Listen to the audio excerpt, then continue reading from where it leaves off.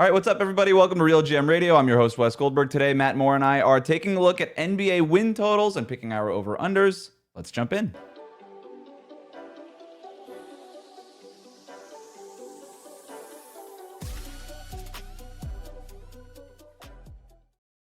It is RealGM Radio. Thanks so much for tuning in. The best way to support the show, as always, is to hit that subscribe button on YouTube. Make sure you're following us on your podcast app to get the show every week. Matt Moore is here, and look, I'm excited. I'm excited for this one. This is one of my favorite shows to do every year. We're picking our over-unders for NBA win totals.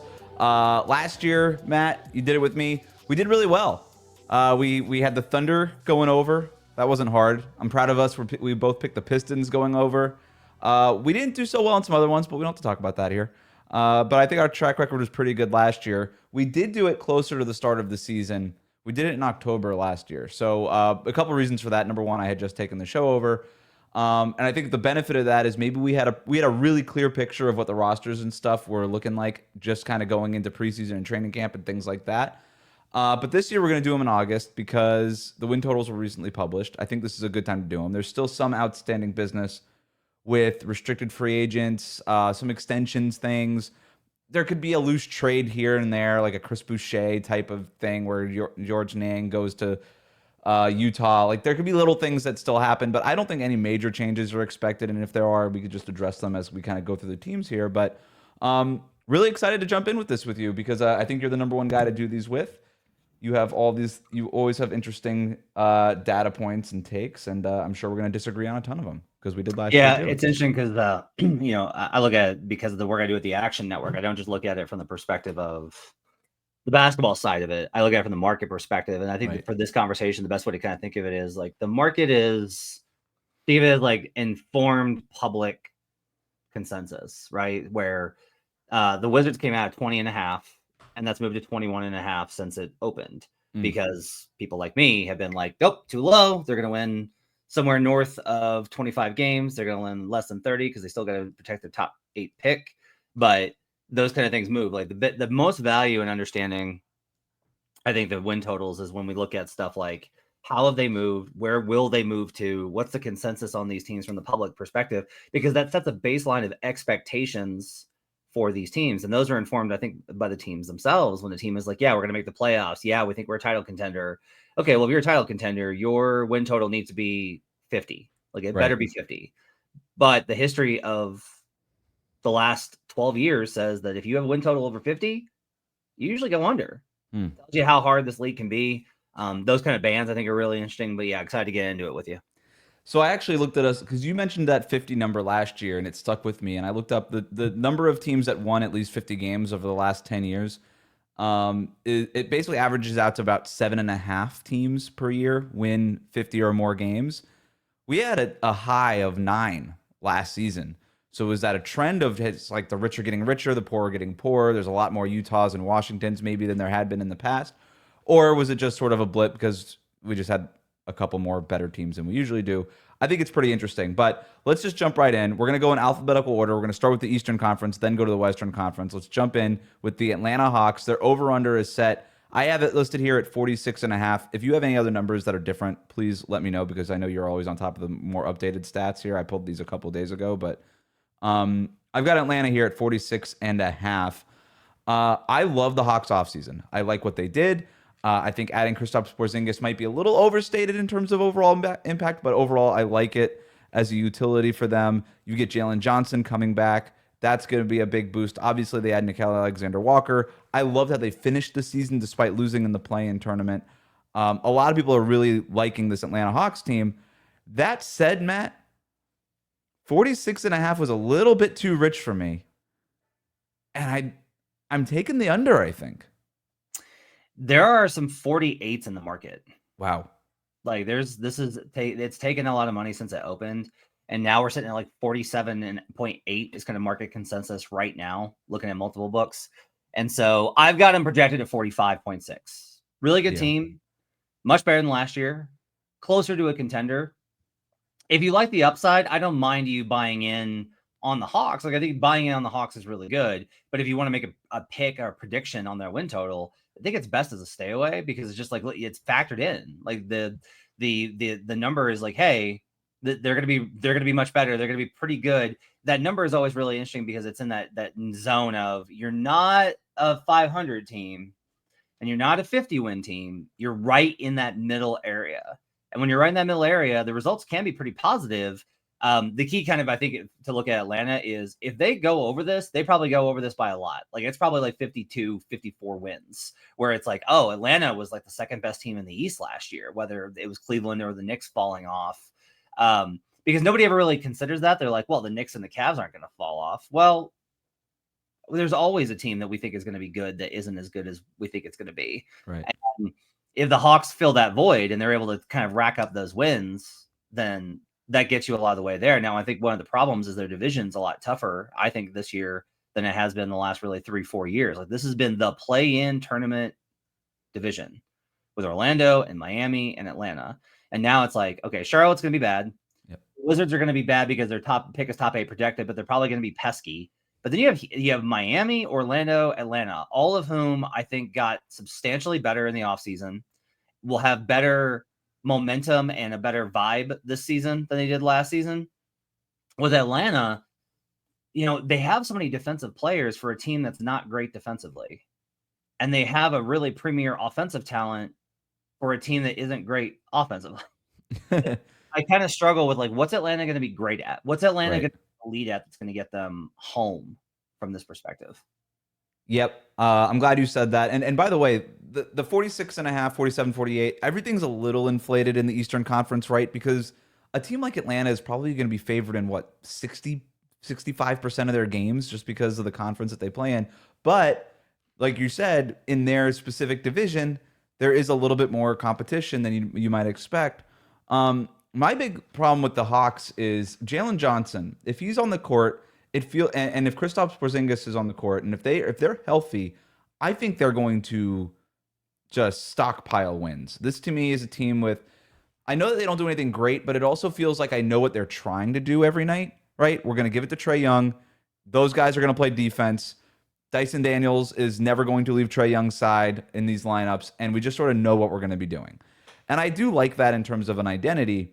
My question is, how many games is Kristaps going to play? 30? Like, would you take the over-under? Like, I don't know if I would take the over on 30 and a half games for Kristaps. I have no idea. Jalen Johnson, last few years, he's played 22, 70, 56, and 36 games. This guy is not a guy who typically stays on the court very long. But if those guys are on the court, I like them a lot. If they're not, I have other questions. I have a huge question about what happens to this offense when Trae Young sits. Like, there's nothing. Like, you want to hand the ball to Nickeil Alexander-Walker, go for it. Like, I like NAW just fine. I don't think he should be running a playoff level offense. So I like this Hawks team. Asking them to get to 47 wins felt like a lot. If it was like 43 and a half, 44 and a half, if we were asking 45 wins, maybe I'd feel a little bit better about it. But this just seemed a little too rich for me. So you're taking the under 2, it sounds like? Very barely, but yeah, I'll lean under a little bit based off of where the market's gotten. This is a slight under. I also have a hipster team nominated for each conference, and I do think that there's some hipster money maybe inflating this Hawks team. Yeah. Right off the bat, Atlanta is my hipster team in the Eastern Conference. That's the team that all these NBA Twitter hipsters are going to be like, don't overlook the Hawks. I'm like, nobody has. I'm also on NBA Twitter. Don't worry about it. Like, you're not original with this take. We all like Atlanta, but too rich. Congrats to the Hawks, though. You win the hipster team of the Eastern Conference. All right. Going in alphabetical order, Boston. I have them at 42 and a half. Here's where I'm at with the Celtics. Despite the Chris Boucher addition, and I had to literally cross out Niang as my projected starter at power forward and put in Boucher, I guess, because who knows what they're going to be doing. But I am tempted to take the under on this. Detroit won 44 games in the Eastern Conference last year. Is this Celtics team better than those Pistons teams? I don't think they are. With Tatum out, considering what they lost, no Drew Holiday, Horford's gone, Porzingis is gone. Like, they're starting Keita at center, I guess now. Garza at center. Xavier Tillman's still hanging around. I don't know what to make of this roster. I think this roster is just flatly bad. And I'm also concerned about what Joe Mazzulla does. This is a first for Mazzulla, right? He's never coached a bad roster. He's always had a stacked roster to coach.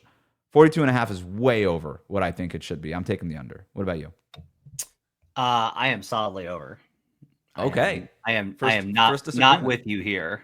Not surprising. for how it's okay. You'd say how it. folks feel. I've got him at 40. I've got him at 46.9. I think it's a touch high based on my projection, right? I've got that like a touch high. Mm-hmm. The key, I think, here is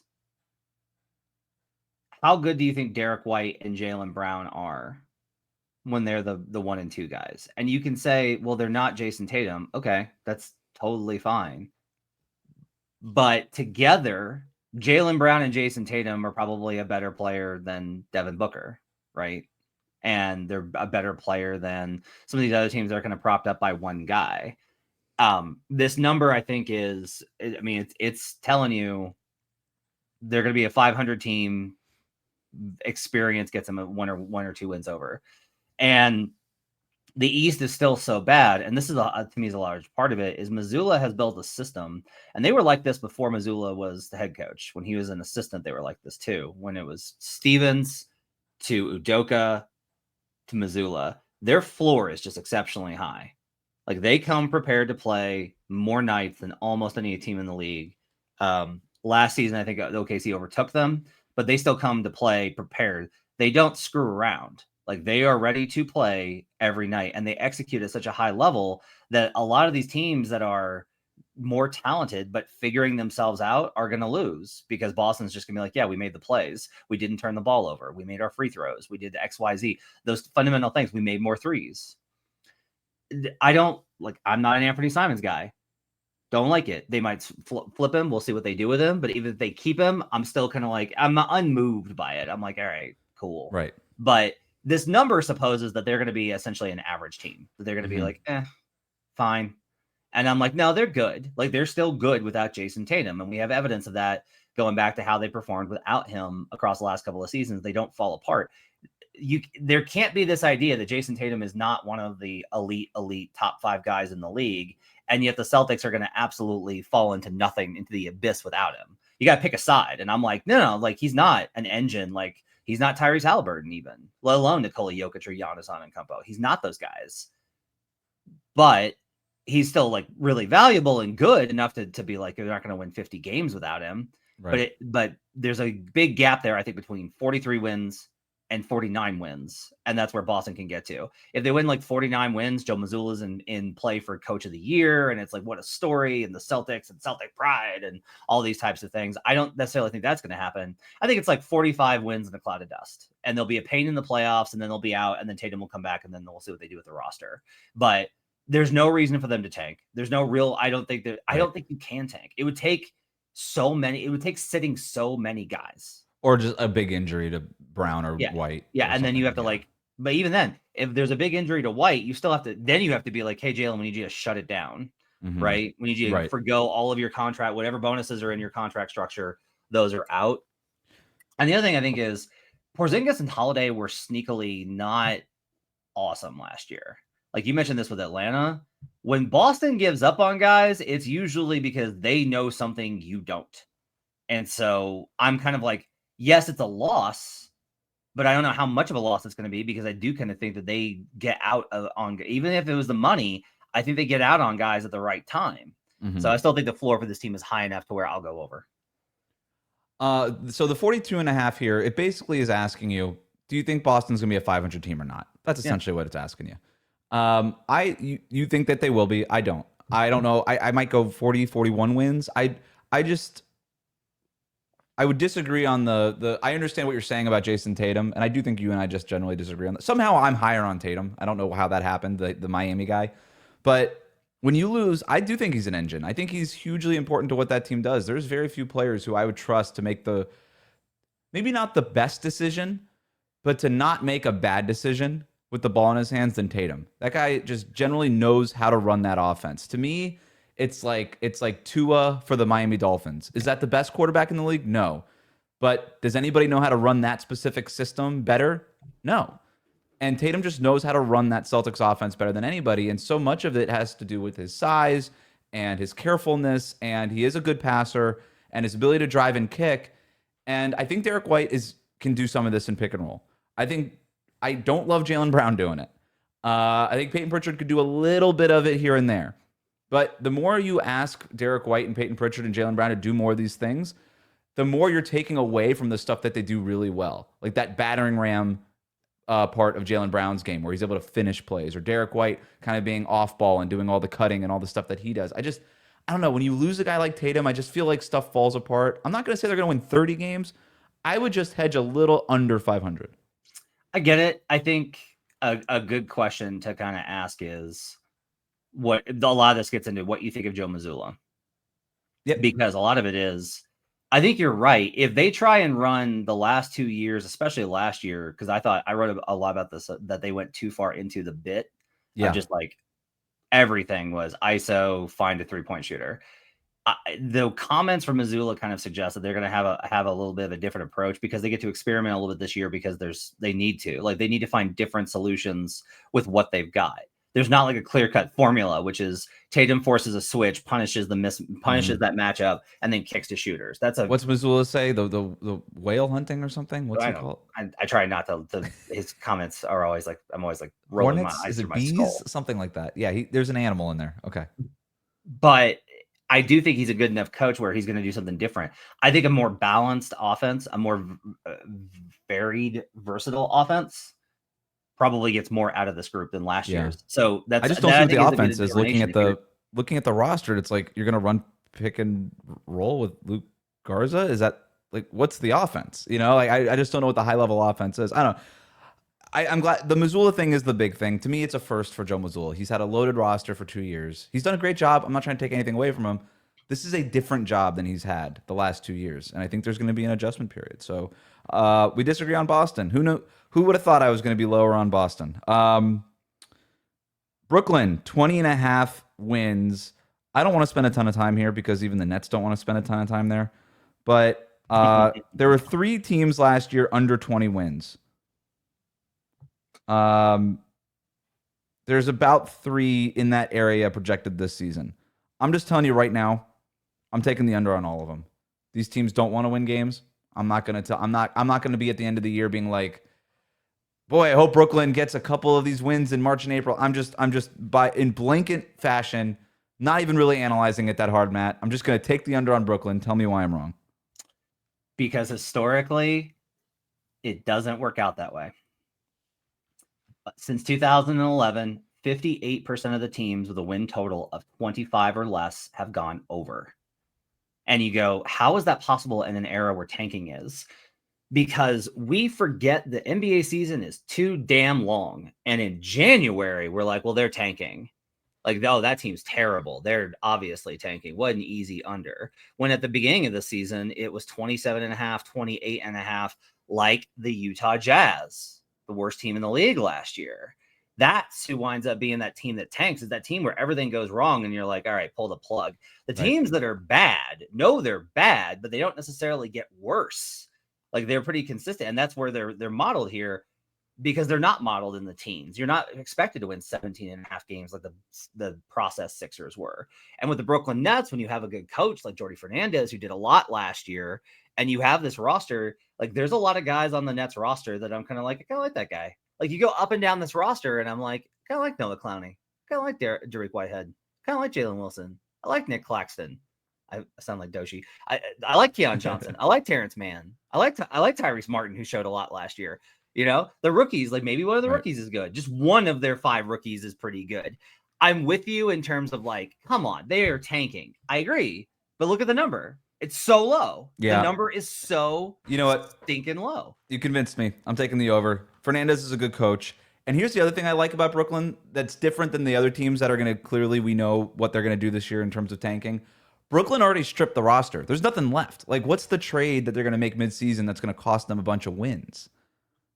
Yeah, it's not like they can, like, if they trade Nick Claxton, is like, oh no, the bottom fell out. Like, that's not going to happen. right. So, like, if anything, they can almost really build. Good. They can almost build towards something. And if there's going to be a team that just, like, goes on like a 8-2 random stretch in March and April, it could definitely be this Brooklyn team.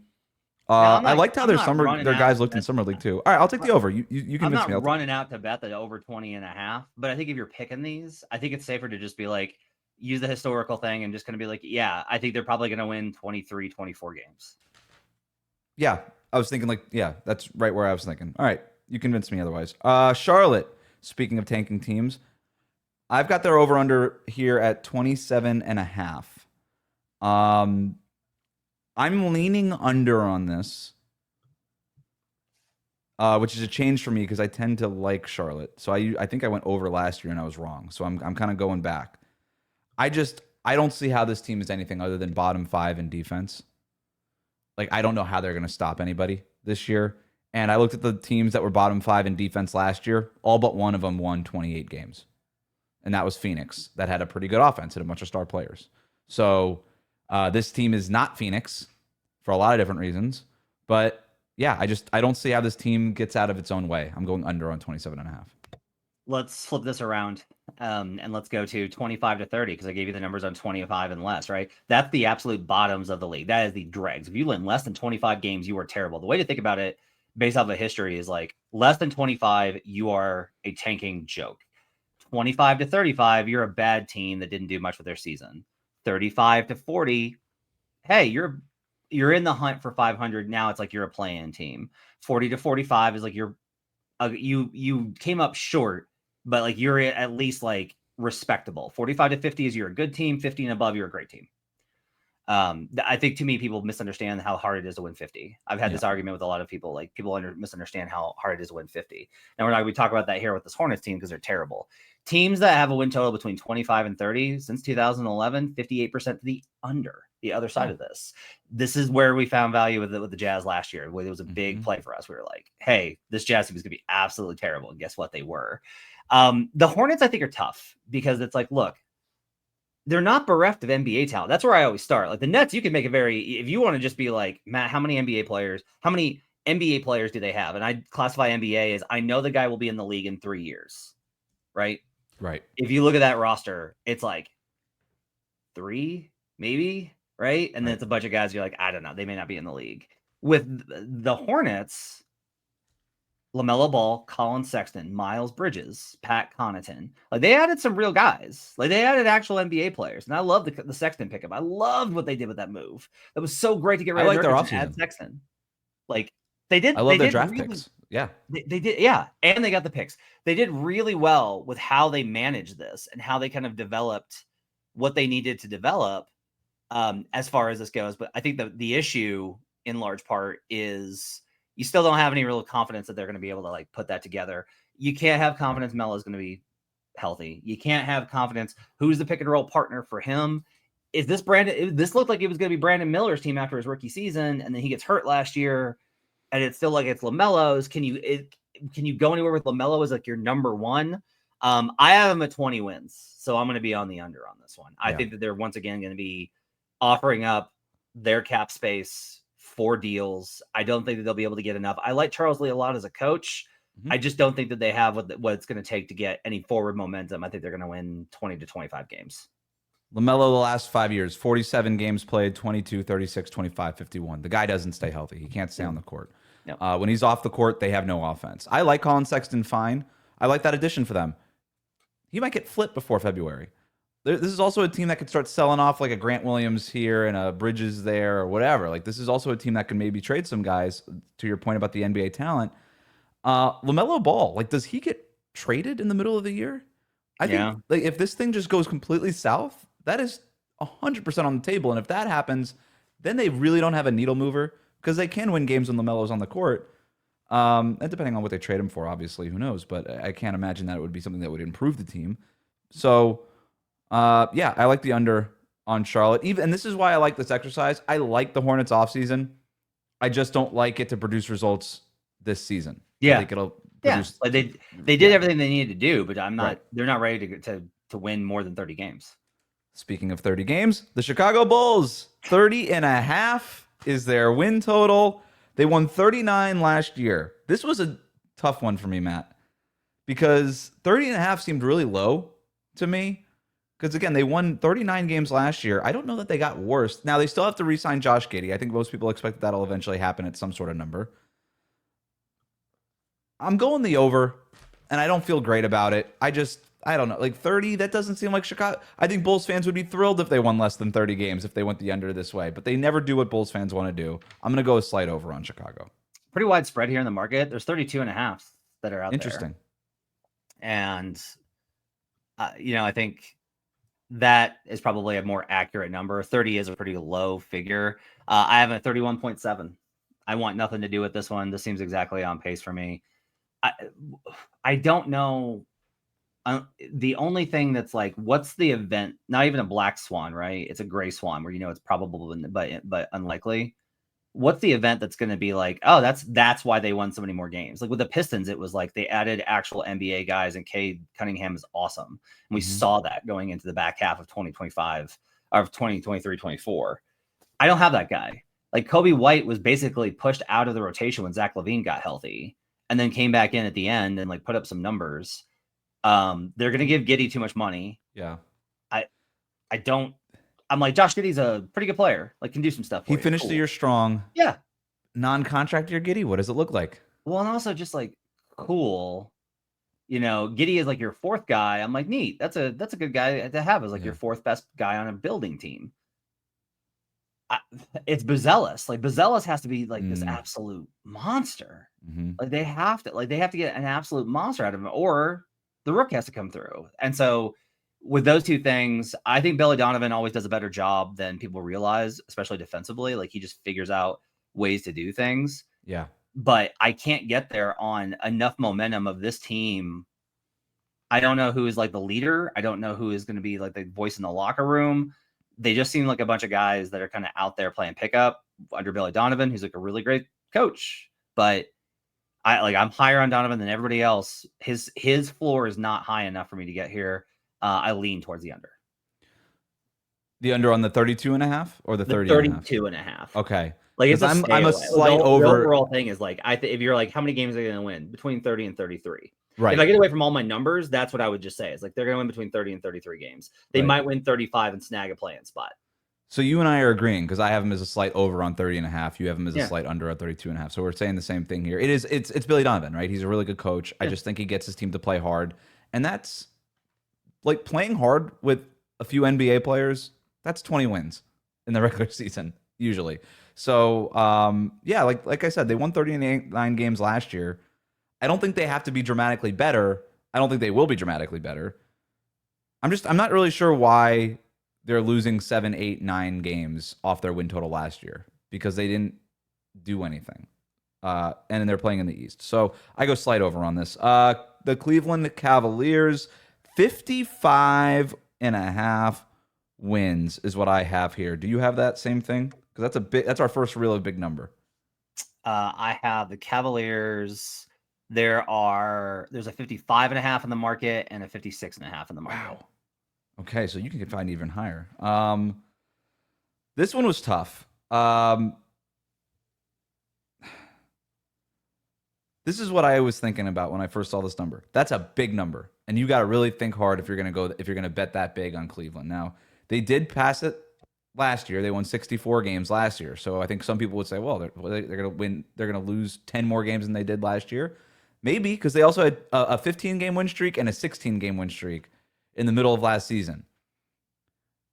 What if they go, instead of 31-0 on those games, 21-10, right? That's still a really good record. But that would basically be the difference there. I really could go either way. I'm fascinated to see where you're at on this. So the way you kind of think about it is, with regard to the drop, is it's a bad way to think about it because anytime you win more than 60 games, you hit the high end point of what you're capable of. Mm-hmm. Like it's just, if you look back historically, it's like everything went right. Mm-hmm. Right. It is impossible. It is very difficult for you to have a team that is what's like the floor is 60 wins. Now this Thunder team might be that. However, I have an interesting one for you because this is something that we've seen over the evolution of this parity that we've seen over the last couple of years. So let's look at the history here. Again, going back to 2011. So 59.5% of those teams with a win total greater than 54. So 54.5 or higher. So basically you're expected to win 55 or more. 59.5% of those have gone under. Oh, okay, cool. I got it. Too high of a number. But wait, there's more. 6 of the last 8 have gone over. Interesting. So what this tells you is our model for distributing wins across the NBA, and this is what you alluded to in the beginning, right, has shifted, where The bad teams are, I think the bad teams, if we take the bottom 30% of the league, 33%, the bottom 10 teams are worse than they were previous to that through the 2010s.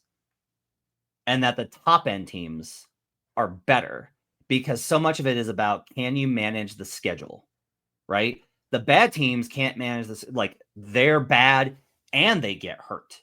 And there's no resistance. There's no longer a, well, we got to play. Like, we're trying to win for the fans. No, it's like, we don't care. It's just stay healthy, right? So if the NBA regular season has become less valuable, then those bad teams are easier for the good teams to beat, even when they're resting guys or they have injuries. And so all of this leads me to, I will be absolutely 100% on the over for the Cleveland Cavaliers. I have them projected based off of last season's numbers. I have the Cavaliers at 63 wins. That is my projection for them this season. And if we look at that 56.5 number and we go, even if they have a spate of injuries, if it's not Donovan misses 4 months, now that can happen. Like, that's inherent with picking any of these things.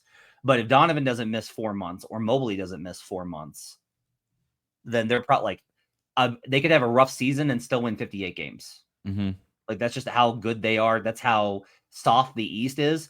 Tough division, right? I was saying, I did a piece on this on Locked On NBA about what's the toughest division. And I made the argument for the Central where I was like, look, Indiana, still going to be tough. The Bucks, still going to be tough. Chicago, not good, but kind of annoying. Detroit, I think is going to be great.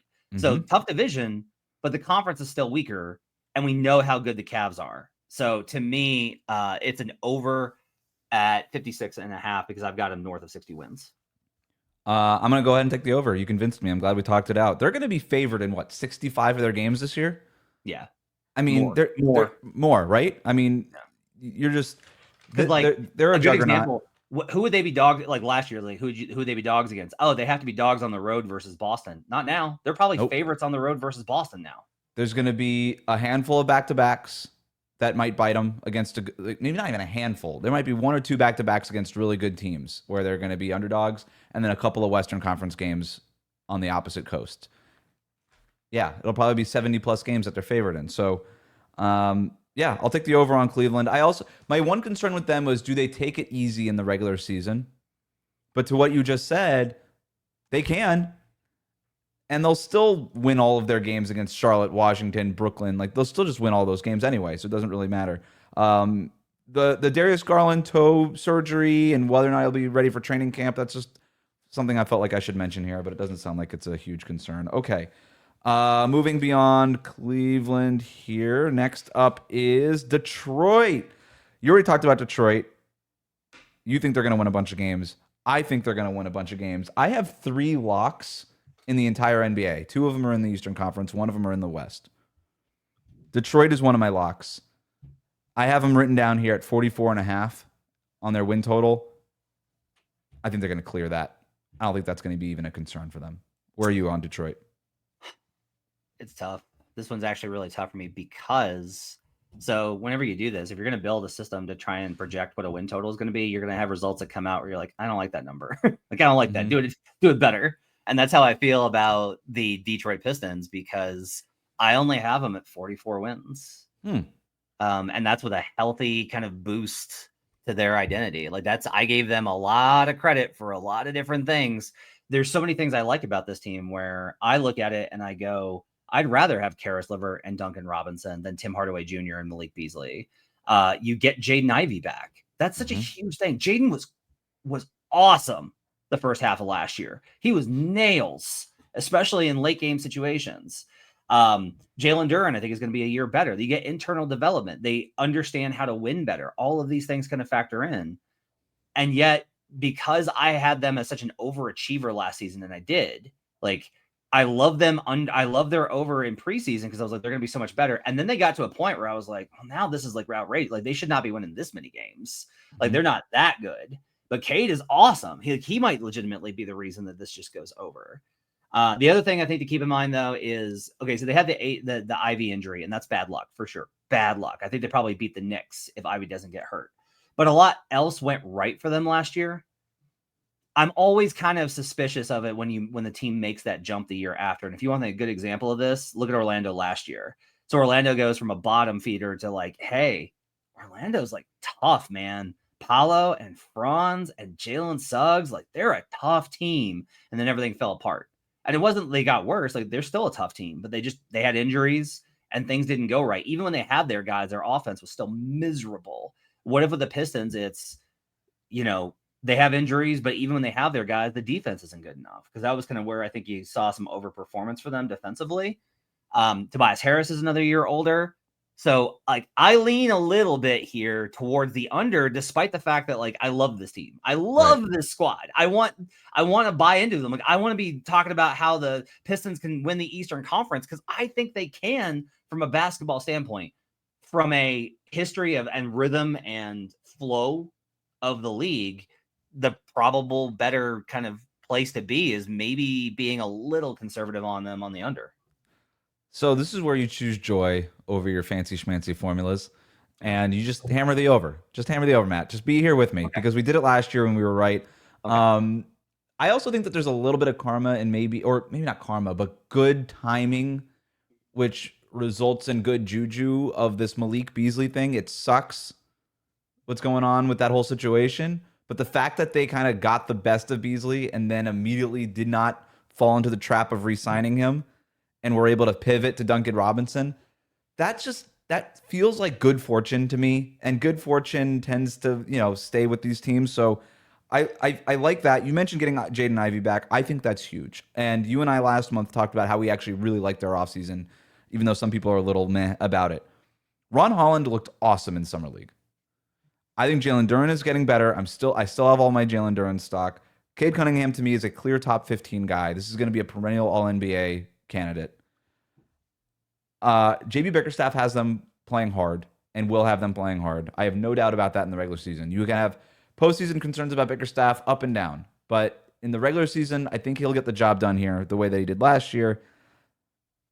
I'm all in on this team. I have no formulas behind me, Matt. I have nothing here, but I have a bold prediction. My bold prediction is that they're going to win 50 games. I have them as my lock, and I have them as a 50-win team in the Eastern Conference. I think they're more talented, and I think they're more proven than a lot of the teams in the Eastern Conference. I think there's going to be a lot of games where they got the more talented guy in Cade, and they're playing harder. They still need a bit of 3-point shooting luck, to your point, like they had last year, but I like them at 50 wins. I think they're going to take that jump. To me, I thought last year was almost the jump. This is the jump to me. Talk me into it. I'm in. I like this team. I like this team way too much. I like who this team is and their identity way too much. Can get a good return, 2.5 or 2.25 to 1 return if you want them to win 50+ games next season. And boy, do I. Next, Indiana, 38.5. You kind of already showed your hand on this a little bit, but 38.5 is a pretty decent number for a team that just lost Tyrese Halliburton and Miles Turner. Is that where you're seeing it? 38.5. I have the Indiana Pacers currently in the market. You've got a 30. Yeah, there's 38.5 painted across the board. Okay, so I looked at it similarly to, I forget what team I was talking about, but maybe it was Boston. Chicago won 39 games last year in the Eastern Conference. Are the Pacers without Halliburton and Miles Turner better or worse than Chicago last year? And I think it's about the same, which is why I think this is a fair number at 38.5. I know where I'm leaning here, but I think this is a really interesting one because you have the Halliburton injury plus the loss of Miles Turner. And I think there's even some debate on how valuable Miles Turner even is, considering he was going to be playing without Halliburton in the first place, who kind of set him up for a lot of stuff anyway. But where are you on this? You guys tell me what Chicago we're talking about. We're talking about early season Chicago when Vucevic and Levine was cooking. Yeah. Or are we talking about like post trades where it was Kobe White and Josh Giddey doing stuff with Vucevic coming off the bench? If they had a center, any center, I would be absolutely hammering this over. Not in on Jay Huff. Here's the starter. Like, think about this: Andrew Nembhard, yep, Benedict Mathurin, Aaron Nesmith, Pascal Siakam. That's a really good first four. Yep. Like that is, it's not like 50 wins, but that is definitely like an Eastern Conference playoff first four. And then you get the fifth dragon with his tongue sticking out, which is Isaiah Jackson or whatever. What I really want them to do actually is I want them to trade back for Jalen Smith. If they just traded back for Jalen Smith from Chicago, I would absolutely be hammering the over because I think Sticks is really good and impactful and fits perfectly in Indiana. The bench is still TJ McConnell, Ben Shepherd getting a little bit better. They've got guys that they've been developing that have, been good for them. They've gotten guys to contribute. McConnell's still there. Like they can actually withstand an injury, despite the fact that they're already dealing with the biggest injury possible. Like this is a team that could withstand an injury and kind of backfill. And their style of play is not because of Halliburton. Their style of play is elite because of Halliburton, but they play the same way when Halliburton's on or off. This isn't Jokic where it's like they turn into a totally different team when he's not on the court. It's not that. Like Rick's got how he plays really consistently. I think Bennedict Mathurin is in line because he's probably like, we'll see what they kind of do with him here with the contract. I think he's going to have a great season. I think it's very likely he takes that playoff success and finally builds on it. I've got him at 42 wins. I think this is an over. Rick Carlisle, good first four. Pascal Siakam, I think it's an over. I have the over. There's only one concern I have about them not going over, and I'll get to that in a minute, but I have the over for all of the reasons you already said. I just trust Rick Carlisle. He's an awesome coach. I think he'll figure out a way to deal with the center position. I think that's what good coaches just do that. They figure out a way to deal with a bad position, a bad starter, or something like that. And look, I bagged on Charlotte because they don't have any real centers, and that's one thing. It's different when you have that Pacers infrastructure and when you have defenders out there like Nembhard, Nesmith, and Siakam. That's a pretty good shell to at least quell some of the concerns that you might have at center. It makes the center's job a little bit easier. Not even a little bit, a lot of bit easier when you've got Nembhard, Nesmith. Bennedict Mathurin is really physical. When he's engaged defensively, he could be a difference maker on that end. They've got good defenders coming off the bench. They can even go small. Maybe they do that a little bit more. We saw a little bit of that in the playoffs with Obi Toppin and Pascal Siakam out there, which is an interesting lineup to say the least. But I'm going over. My only concern with them is that they do have their 2026 first-round pick that they traded back for. Is there a point in the season where they say, we can kind of just luck into a pretty good pick and just keep building this thing? The Pacers have never done that. On the other hand, what if they're on pace for like 48 wins and they use the pick to trade for another addition? Ooh, right? They use it to trade for an actual center. Yeah. They could definitely do that, right? Because this is, like I said, the Pacers don't do that. They don't tank. They like making the playoffs. They like the extra ticket sales. They like all those things. Yeah. So I feel good about that. I have my second bold prediction here. I think the Pacers are going to win more games than the Celtics. These are the two teams dealing with superstar injuries for the season. I got Pacers winning more games than the Celtics. I think the roster outside of their injured superstar is just a lot better. What's our next team here? Miami. Let's do it. I know where I'm at. I think I know where you're at. Their over-under is set at 38.5 wins.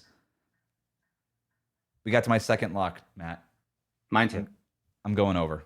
Lock. This is crazy. Lock it up. Lockety. Lock.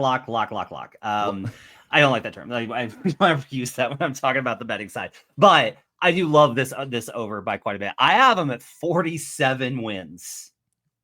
Let's go. That's a good season for the podcast there. Let's do it. I cannot stress this enough that when you look at last year's season, there was a moment in March where they had lost. How many did they lose in a row? 10. They lost like 7 or whatever in a row. And it was like, they may not win again for the rest of the season. Mm-hmm. And they hit a point where they were like, no, enough. And they turned the corner and they still wound up making it into the play-in and then making it into the playoffs. And they made it as a 10, right?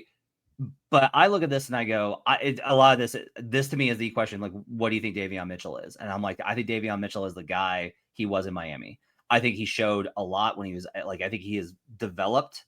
I think the Kings didn't give him a chance to show that he had developed. They were just like, all right, we know what you are. The Raptors kind of showed that and then or showed that they were willing to take that on. And then they flipped him to Miami. And in Miami, he showed what he's capable of. This is so ripe for a Bam bounce back season. Bam fell off of the map of the public consciousness last season. And there's like, I've listened to you and all the others talk about like, well, actually, like he did this and this and this. Well, great.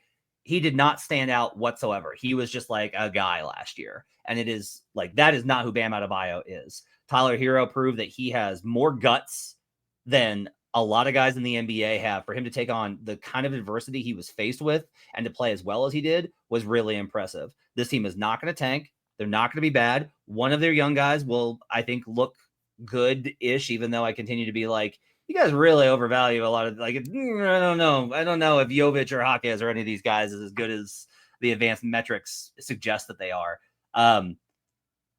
Khalil Ware, another year on him, actually able to kind of commit to getting him minutes. I think this Heat team is going to be an absolute pain again. I think they're going to be back to Miami Heat basketball. This is where they need to be, under the radar. Nobody believes in them. This is a great spot for them. Ridiculous number, way over at 38.5. This is the kind of team that looks at this 38.5 and goes over just in spite. Yep. Right? Like, this is, it's all that Heat culture stuff that people roll their eyes at and all this stuff. But I'm telling you, being around that team, I don't think anybody's ever needed a vacation more than Eric Spoelstra needed a vacation by the end of last season. If you consider what he had done over the last 3 years, NBA Finals in 2023, zero turnaround, has to go into a new season, all the Damian Lillard stuff, will they, won't they, trying to figure out what his roster is going to be going into the next season. Then he's got Olympic basketball. Then there's stuff happening in his personal life. And then you've got the whole Jimmy Butler drama and all of this stuff. That guy, by the end of last season, this was a guy, best coach in the NBA, future Hall of Famer, all this stuff, forgetting that if he didn't have timeouts at the end of some of these games. Completely just out of left field stuff for Eric Spoelstra. That is, to me, a guy who is burnt out. And spending a little bit of time with him in Las Vegas, or around him in Las Vegas, he looked refreshed. I think he did take a vacation. He was on some sand. He was in the beach. He touched grass. All these things that he needed to do. I think he's refreshed. I think that the hangover of the Jimmy Butler thing is fine. That cloud is finally dissipated. The Norm Powell addition, I think, is huge for them in terms of getting these other lineups to click into place. He kind of is going to be the Terry Rozier piece that they never really had, where they just needed another scoring guy. Wiggins is going to come back. I think he'll be fine. He tends to kind of take a minute to get comfortable. I think he will get comfortable. And the other thing here is, and I can mention all the basketball reasons. I don't even think I have to. 38.5 is really low. It's been 10 years since they failed to win 39 games without Jimmy Butler sabotaging a season. This team doesn't lose that many games. So that, to me, is actually one of the most important things here, is Bam's comments about being encouraged, I think, are actually really meaningful. This team is going to take such a deep breath when they get to training camp. Mm-hmm. They're going to take a deep breath and they're going to let it out and go, okay, all of that BS we had to put up with last year is over. Let's go play basketball again. Let's go play Heat basketball. Like, the cleansing effect of getting that toxicity out and just being able to move on with your life is huge for these guys. Like, that it's one thing whenever you have these kind of disputes, it does take over the entire locker room. And it especially takes it over when you're a jackass like Jimmy Butler was about it, and sabotaging literally any chance your team has to compete with his behavior. So like, you can think Jimmy's a hero or a villain or whatever. Those guys suffered for whatever it is that Jimmy Butler wanted to accomplish. And you could say, like, well, he's got to do what's best for him. That's fine. It doesn't change the fact that those guys suffered, and now they're going to be able to be like, all right, I have some clarity. The organization, we don't have to deal with this anymore. We're going forward.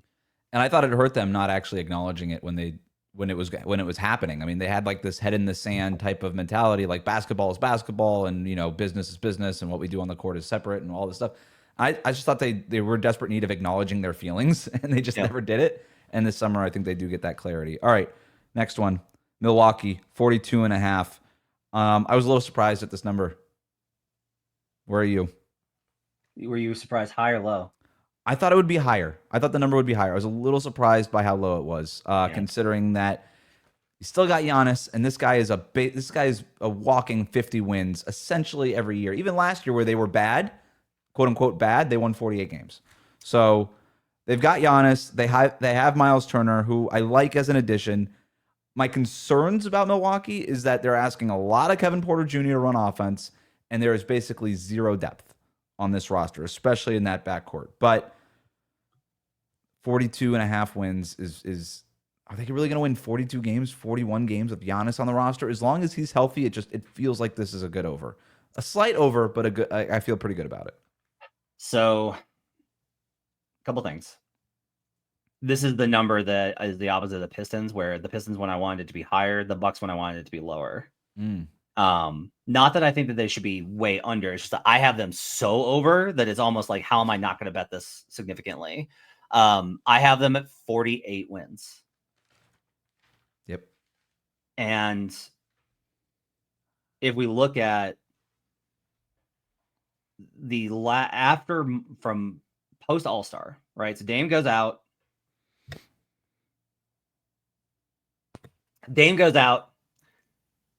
And they wind up with the 11th best net rating over those final stretch of games, over the final 29 games. They go 19-10 over that last stretch of games with a 117, 118 offensive rating and a 113 defensive rating. Mm-hmm. They really found something, which is why I had a lot of confidence in them actually against Indiana. I was like, look out, Indiana's walking into a trap. And then no, look, because Doc Rivers was like, I'm not adjusting my lineups at all. And we're just going to do the same stuff. And we'll just do the dumbest thing possible because he's Doc Rivers. But from a regular season perspective, Doc's a really good coach for keeping you even keel and being able to contribute. And Giannis is still a monster. He's a monster. Like, he is one of the best players in the league. And he's not number 3. And he's unsolvable. He's not number 4. I'll say he's number 3. Not number 4. Yeah. They're different with deference to the MVP. But like, he's unstoppable. He's so incredible. And there's all these kind of things where it's not about the individual talent. It's about what they were able to do in making that talent be something. They were able to make this talent that shouldn't be as good as it was. And it worked. It did work. It was effective. And so ultimately I wind up leaning towards an over here for the Milwaukee Bucks.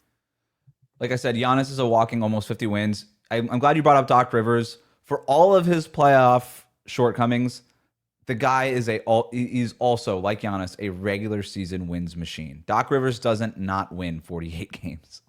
All of his teams compete at a really high level in the playoffs. They're prepared. They have a clear identity. They know the 3 things that they have to do, the non-negotiables. They know him every single night.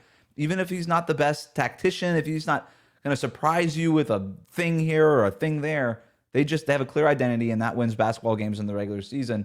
As long as the shooting is there, I think it's fine. I like the addition of Cole Anthony. They bring Ryan Rollins back, who I thought was underrated for them. As long as the shooting is there. Well, I think the shooting is second, as long as Giannis is there. As long as he's healthy. Well. Or healthy in a Milwaukee Bucks uniform. Yeah. Yes. Yeah. I'm like the only person that's like with Shams on this, not from I've talked to like people. I'm just saying, like, read the tea leaves, and it's like, if he wanted to be in Milwaukee, he could say, I'm going to be in Milwaukee for the rest of my career, and everyone shuts up. And there's a reason he hasn't said it. And there's a reason that Shams is just saying he hasn't said it. I think Shams can do a better job of communicating. He could totally stay. That's entirely possible that he leaves. He doesn't talk about that. He's just like, other teams think he's leaving, and it builds up the idea. Right. But it's just an unknown. That's the thing. It is still an unknown. So the way that they go under is if obviously they trade Giannis. But if they stumble, this could be a February trade also for Giannis. Yeah. Because do they really want to go into an offseason where they're dealing with his potential free agency in 2027 and all this stuff, and then have a little bit less leverage or whatever? Like, they could shop him at the trade deadline, and then they would almost definitely go under this number. But I'm glad you brought up the Milwaukee thing, because or the Giannis thing rather, because you're absolutely right. That's a huge factor here. 2 more teams in the Eastern Conference. We have the Knicks and the Magic. The Knicks, we have our next big number here at 53.5 wins. They won 51 games last season. They swap out Tom Thibodeau for Mike Brown at head coach. They add Jordan Clarkson and Gershon Yabusele to the bench. I like their offseason. The more I've thought about the Mike Brown thing, the more I've liked it. I don't know if I like it regular season wise more than I like it playoff wise. I think Mike Brown will be fine as the Knicks head coach. I'm still not sure that they should have fired Tibbs, but whatever. I think Mike Brown will be okay. I don't think there's going to be a huge drop off there. And it's going to be similar to Cleveland, where they're just going to be favored in an overwhelming manner. They're going to be favored in 70% of their games. Like, they're going to be favored in a lot of these games, I think. So 53.5 feels like a big number.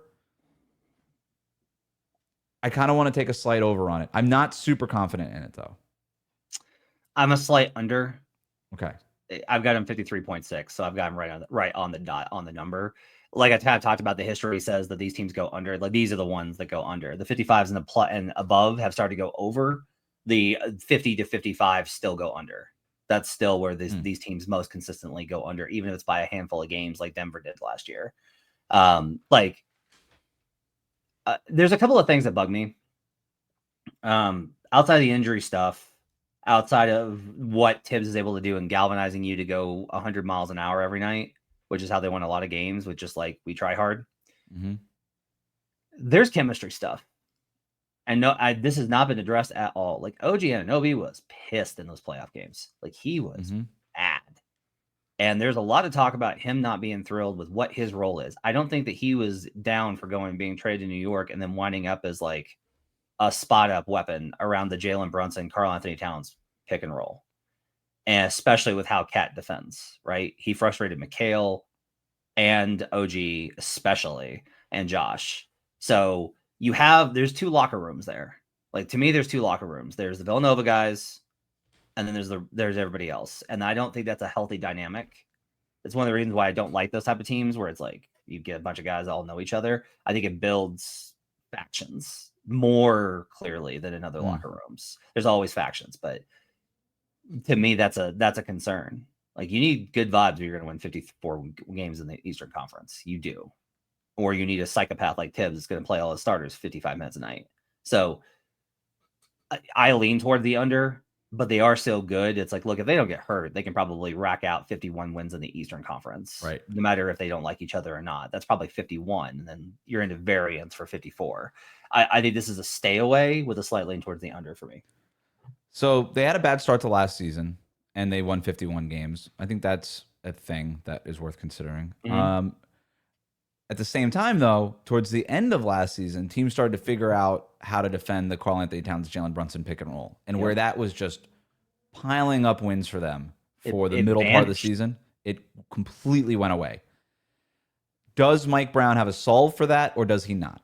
And is it a lineup solve where it's just, hey, now we're starting Mitchell Robinson, you can't really do that the way that you were doing it before, or does he have a schematic solve in a different way, is a big question that I have. So this to me is definitely a stay away here. I go slide over, you're going slide under. I think we're basically saying the same thing. Last one here. Orlando Magic, another big number, our final big number, 50.5. So I love the Orlando Magic. I like everything that they stand for. I like everything that they're doing. I like how they built the team. I like the Desmond Bane trade.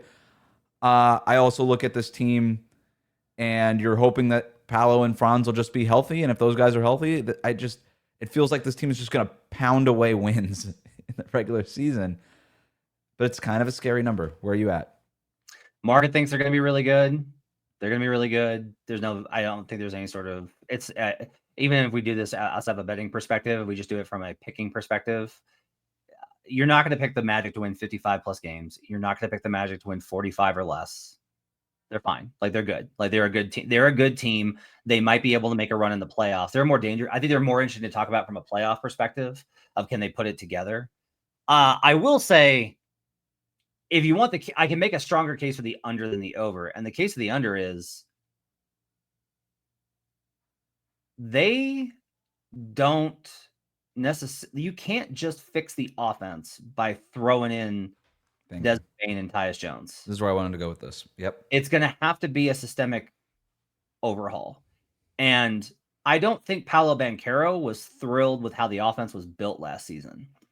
It's one of the things I'm most optimistic about with Paolo is I don't think he wants to be Carmelo Anthony. I don't think he wants to be James Harden. I don't think he wants to be Kawhi Leonard. I don't think he wants the ball in isolation over and over and over and over and over and over and over again. I don't think he likes that he's like at the end of the shot clock trying to fire up a shot over two defenders. I don't think that's the offense that Paolo wants to run.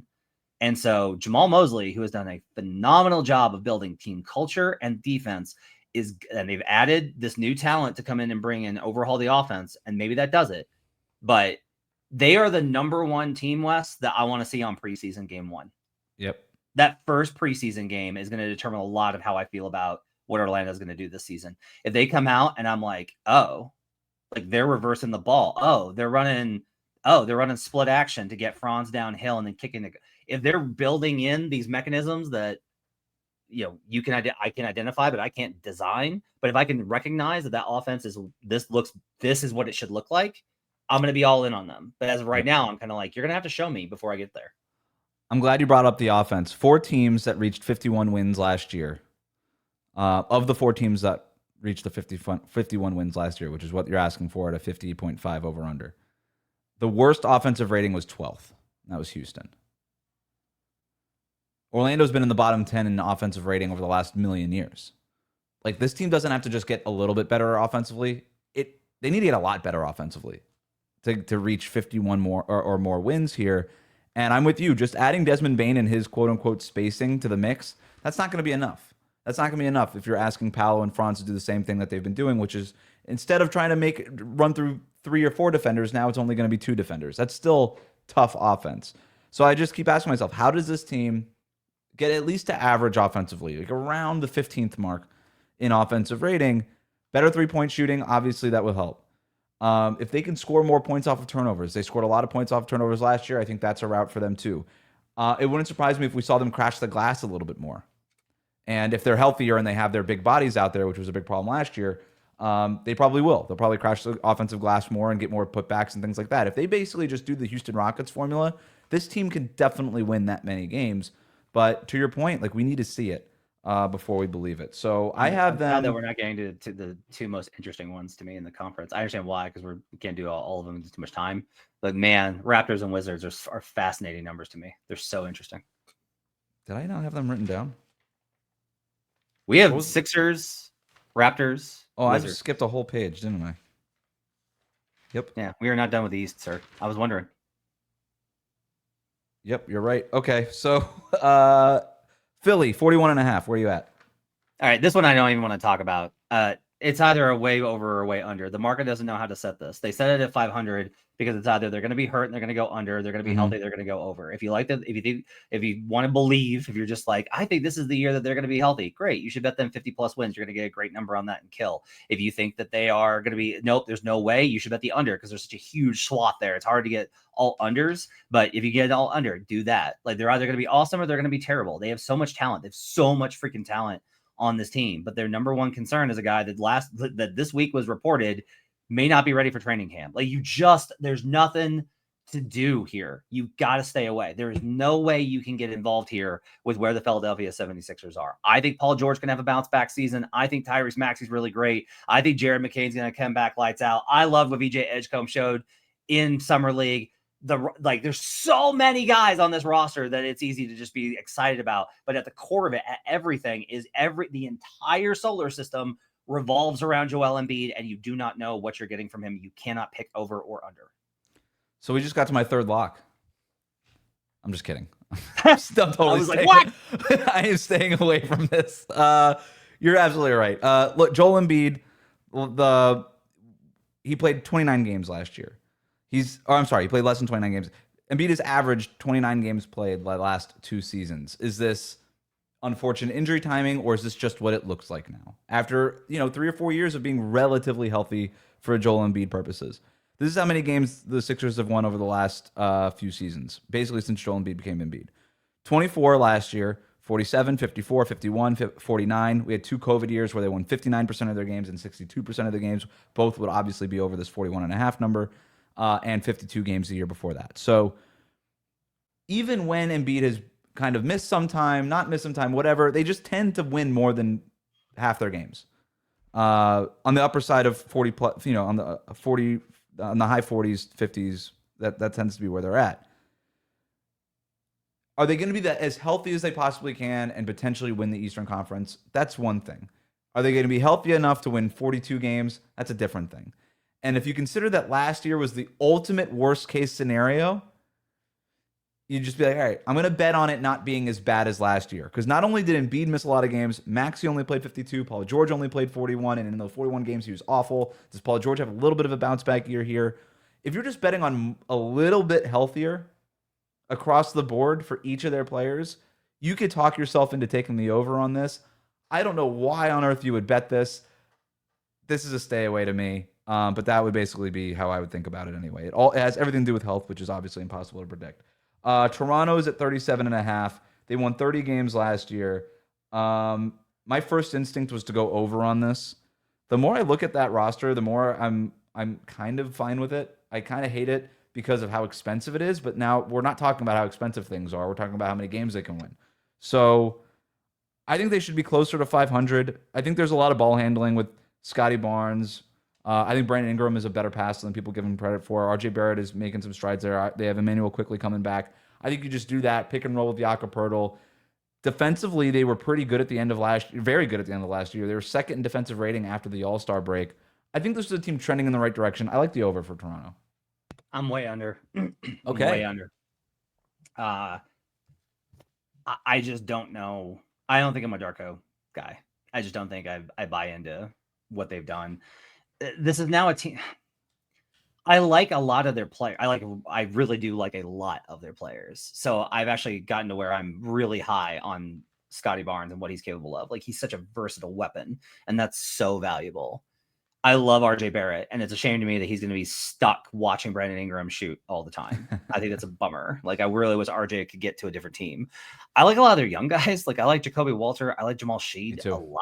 I love those guys that they kind of have at the end of their bench. Mm-hmm. Grady Dick is a perfectly serviceable, does some things kind of guy. Agbaji actually has kind of started to kind of build himself into something.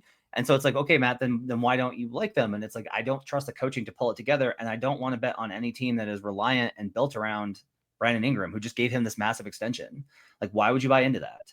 I can't get there from any adjustment that I get to. I cannot get to where a spot where they are within range of this number. I have at 32 wins. I think they are a 30 to 35 win team, and they are fine. And I think that this goes badly. And then all of a sudden it's like, oh, Masai's gone.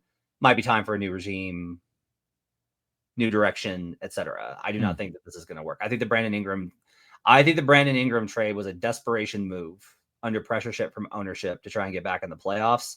And the way to get back in the playoffs is not to trade for Brandon Ingram. This isn't just a Brandon Ingram criticism. It's about what their offense isn't organized enough. They have way too much money tied up in Jakob Poeltl. That's money that could go to the rest of the roster. If the young guys I think it can work. That's sort of where I'm at. I like the players. I think there's enough talent here in the Eastern Conference to just win 38 games. That's sort of where I'm at. But it wouldn't shock me if they went under either. But that's another disagreement we have. Last one here. We don't have to spend any time on this, but Washington, they're at 20.5 wins. Oh, one last thing on Toronto. They can also go under if they end up trading some of these guys if things go south early. So, but Washington, talk about trades. They have CJ McCollum, Chris Middleton on the roster. Do they trade them on expiring contracts? Do they buy out guys at the deadline? Does it even matter for these guys at this stage of their career? I don't know. Their over-under is at 20.5. I'm just going under basically out of principle, but that's where I'm at. I love this team. I'm going to watch this team so much, Wes. And the trick is to not be too early and not be too late, but the number's too low. I gave you the numbers on 20 to 25 and how often they go over. 28 wins in a cloud of smoke. The problem is that their pick is top 8 protected, which means they have to land at 5 or lower. They have to have the 5th or fewer wins in the NBA in order to guarantee keeping that pick. I cannot see them winning enough games to where they're like, screw it, we're going for the playoffs, we'll lose the pick. I cannot see them doing that. They're not going to be that good. But God, man, I'm telling you, the back half of the season, I watched this team a frightening amount, more than most Wizards fans did. There is something going on there. How about this one? If they don't, let's say they don't trade Chris Middleton and Chris is able to play. Okay. That's 2 hypotheticals, right? It's 2 ifs. But if they don't trade Chris Middleton and he's able to play, they were 6-8 with Chris Middleton last year in the lineup. Wow. Juggernaut. 6-8. Yeah. Barely one game under 500. Yep.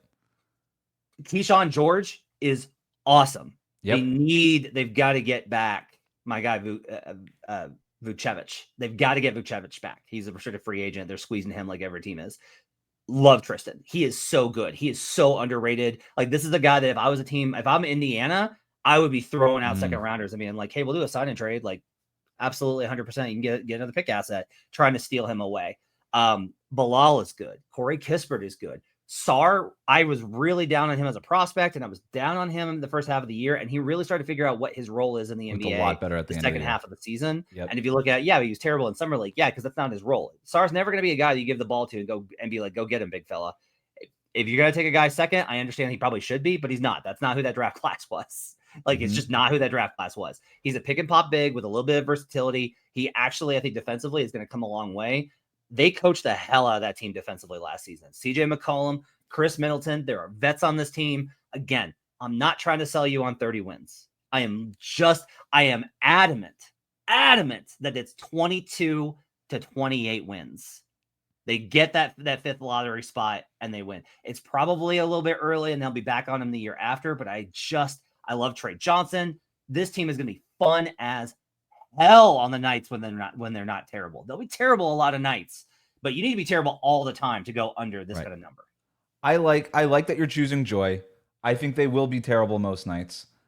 I like a lot of this. I love this team too. I like a lot of the players. I'm a big Keyshawn George guy. I'm a big Koulibaly guy. I like a lot of the guys on this roster. There's no straw to stir that drink. CJ McCollum isn't quite that.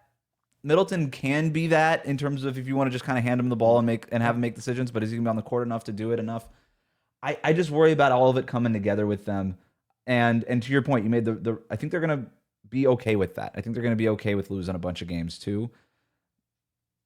I don't have this as a lock. They could definitely win 22 games, and it's kind of the same thing. I mean, we're at 20 and a half. It's a very everyone needs to disagree with me. I need to be the only person on this island. Okay, good. I need to be the only person on this island. Absolutely perfect. All right, so that's the Eastern Conference. We went really long there, Matt. So what we're going to do is we are going to kick the Western Conference portion of over-unders into a separate episode. We can record that later this week, and that'll probably come out later this week as well. But that's the Eastern Conference. Stay tuned for the Western Conference in a separate episode coming up. But Matt, thanks so much for jumping on, man. Really appreciate it. Thanks for having me, man.